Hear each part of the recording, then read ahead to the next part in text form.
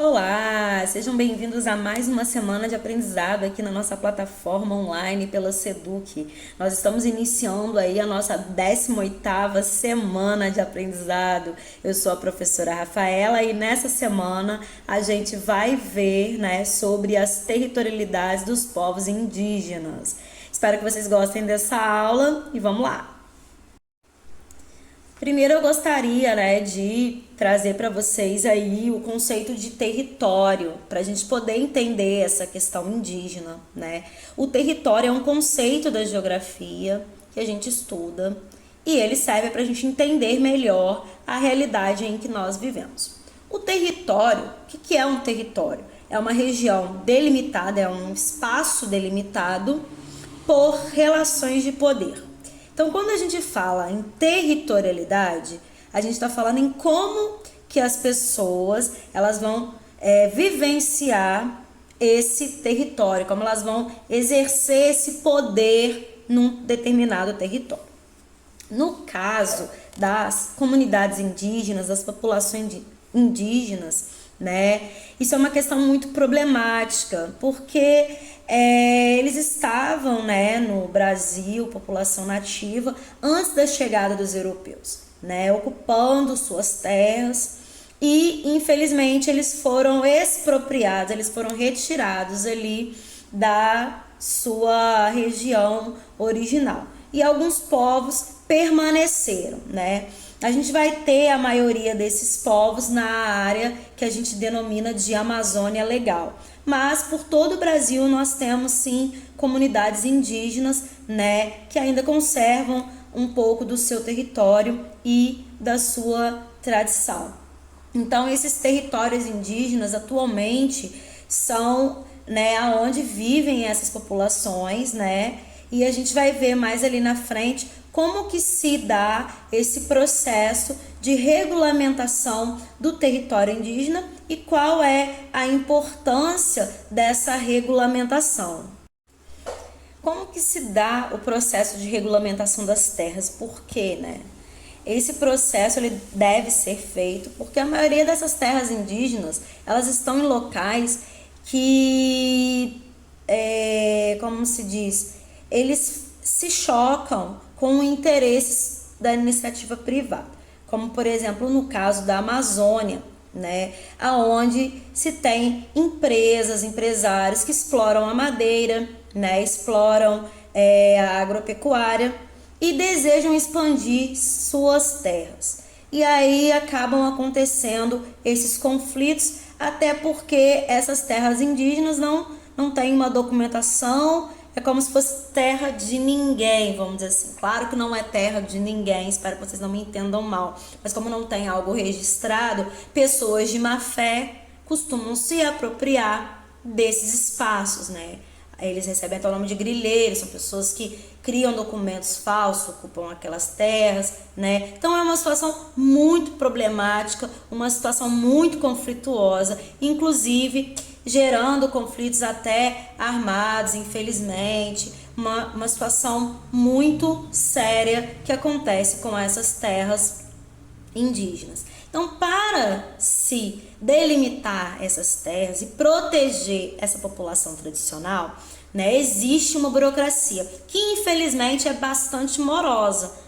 Se a gente for ver aí no material que eu trouxe para vocês, nós temos aí aproximadamente 544 terras indígenas, a maior na região a maior parte na região norte, sendo que nem todas foram legalizadas, algumas ainda estão nesse processo. Então, primeiro, quais são os critérios? Um estudo para identificar essas áreas, Depois disso, você tem que delimitar essas áreas, isso daí tem que ser lançado na imprensa oficial. Depois que elas são declaradas, existem novos estudos para que essa demarcação seja autorizada, E aí é produzido um outro documento para oficializar isso, que chama homologação. Quem vai fazer isso é o presidente da República.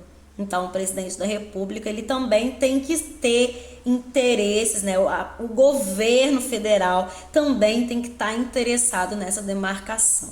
porque senão fica muito complicado. Se você tem um governo, né, que não apoia as questões indígenas, apoia, por exemplo, o empresariado do agronegócio, fica complicado esse tipo de situação, né? E aí, quem não é índio é retirado das terras, né, e pode sim ter uma indenização. Quem for, né, os indígenas, né, ali, vai permanecer na área. E aí vai ser concluída a regularização daquela área, daquele território indígena. Tudo isso muito moroso, tudo isso demanda muito tempo, tudo isso demanda interesse político. Então é uma questão muito importante no Brasil a fim de manter esses territórios indígenas e essa cultura tradicional, né? E qual é a importância da demarcação? Isso é importante, como eu comentei anteriormente, devido a esses interesses do capital privado, da iniciativa privada, em estar extraindo recursos da natureza, principalmente na região norte, na região da Amazônia Legal, né? Essa demarcação, além dela proteger a natureza, né? Porque nós sabemos que os povos indígenas tradicionais, eles vivem, né, numa situação mais harmoniosa com o meio ambiente, porque eles têm valores culturais diferentes, né, das demais populações, né?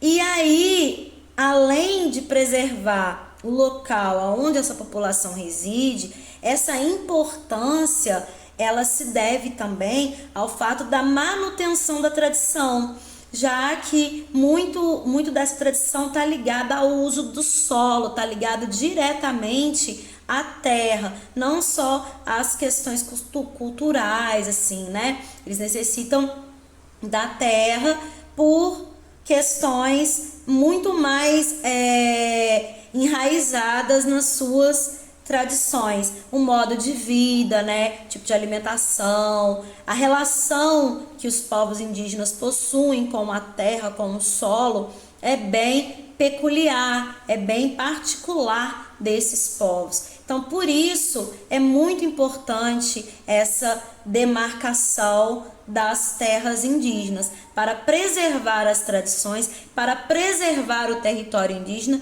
e também é uma forma da gente preservar o nosso meio ambiente, preservar a natureza. E aí, esses indígenas todos na Amazônia? Como eu já disse, existem populações tradicionais indígenas em vários locais no Brasil. E aqui em Araruama não é diferente. Nós também temos uma presença indígena muito marcante, principalmente no nosso distrito de Morro Grande, né? Queria deixar aqui um abraço para todos do distrito de Morro Grande, dizer que vocês são muito importantes para a nossa cidade, para a manutenção da nossa tradição, porque os primeiros habitantes de Araruama foram os indígenas, foram os índios tupinambás. Eles é que habitavam aqui a nossa região. Vieram, né, por conta da questão do sal, porque naquele período pré-colonial, né, período onde se explorava o pau-brasil, antes de tudo, né, no primeiro momento, o sal também era muito importante, era um produto muito importante para ser exportado. Não que os índios fossem fazer isso da maneira como os portugueses faziam, né? Mas havia sim um interesse aqui na região, né? Por conta desse sal, né? Era mais para atender a subsistência e as necessidades. Mas, né, esses índios aí, eles acabaram ocupando aqui a nossa região.